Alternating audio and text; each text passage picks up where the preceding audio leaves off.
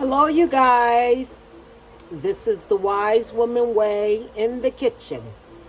Today, we're going to make some yellow squash, and we're going to dice the squash up, thick dices, with thinly sliced carrot. And this is all the carrot I need right here. Okay, so we have other recipe with our yellow squash. We grew these in our garden. And so we just want to show you how we're going to make this recipe of our yellow squash. And I think we may put some green onions in it at the end. Anyway, here we go. So first of all, gotta grab my knife, and we're going to go ahead and I like to keep this part right here, the long part, so I don't cut a whole lot off. But we're going to go ahead and, oh, wait a minute. So, yep, we're going to cut it right down the middle. Look at that. Beautiful. This is from our garden. That looks good. Okay, so let me get this cut up for you guys. This is for dinner tonight. And then I'll cut this side as well. Yep. Leave the skin on. Okay, and we're just going to simply take these and we're going to dice it up. I think I better do this here like this since there's so many seeds in the middle. I just wanted a different shape, so this here is my first time cutting the squash this way. And it won't take long to cook. Okay, so take our squash, put it in our frying pan, along with the seeds. Okay, so let me get this one diced up as well. We're cutting them in threes. And we will be coming back also with another video. We want to show you guys, and we don't fry a whole lot of food. It's just that this is harvest time, and we decided that we wanted to do some frying green tomatoes and things with the vegetables we get out of the garden fresh. So we want to show you guys also how pickled fried green tomatoes look like and taste like, and how we prepare them.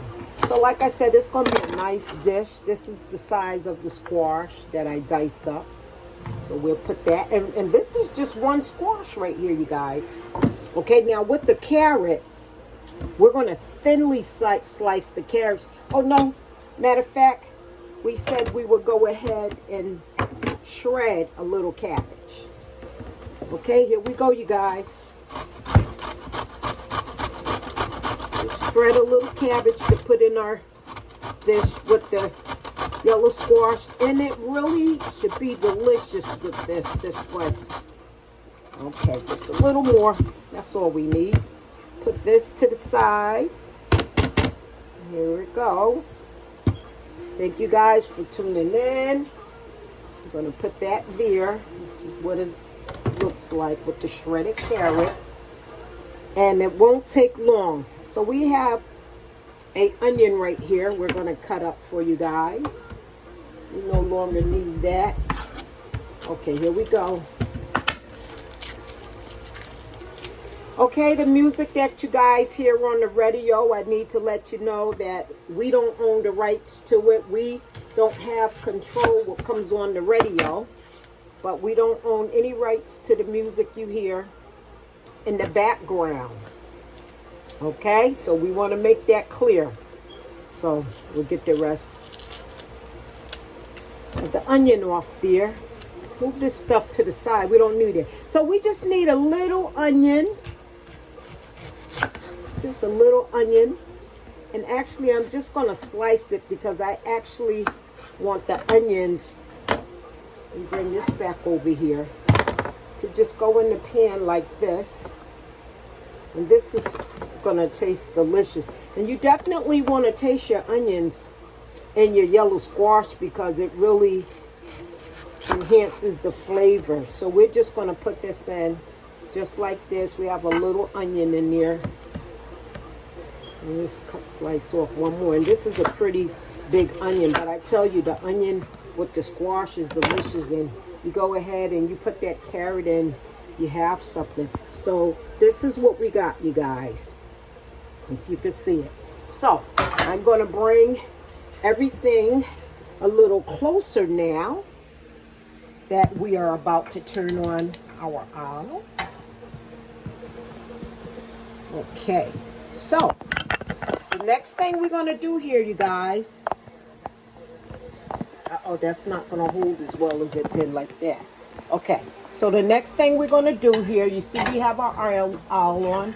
Going to get that hot. We're going to add 2 teaspoons of butter. That's one. And here's another one. Okay. And we're going to go ahead. We're going to use the mortar and pestle to grain up our sea salt right here.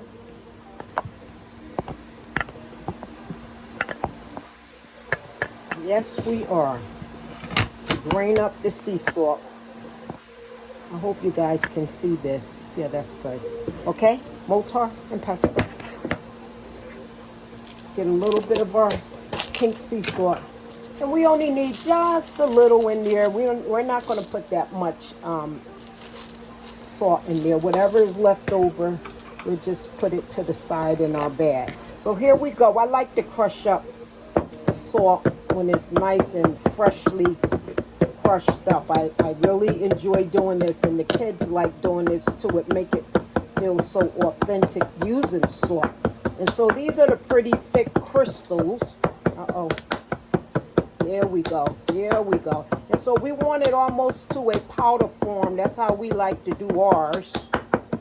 And especially for the sear dish, which we don't want this dish to cook long, you know. Okay, so I think we're about it. We give it a nice grind. This is what it's looking like, you guys. Look at that. It's like a powdery form now. So I'll be putting that in 1 minute. Once again, see, powdery form. And I'm just grinding it, rubbing it around the edges. This is old school. A lot of people do that. Okay, so we're just going to give a couple of pinches of salt. Needs that flavor. We know the butter has salt. And you know, if you're going to put salt in, you know we must have some pepper. And like I said before, pepper is really good with squash. Okay, you guys. So here we go. We're going to add about a half a cup of water. Yep. And we're going to find ourselves a lid. Or either we're going to find a makeshift lid, something that's going to cover up for us. Let me see. Okay, so we're going to fry it just a little. So, you guys, for now, we're just going to put this splatterproof on. And we're going to turn the aisle up to get it going. So here, you guys, you see what we have here is some shredded carrots, maybe a half a cup of shredded cabbage.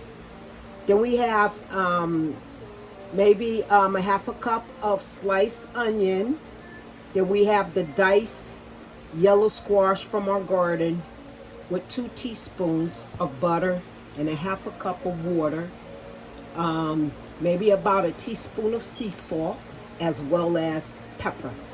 And so we're going to let this boil for a while and let it kind of, the water evaporate and, you know, drain out some so it'll fry a little.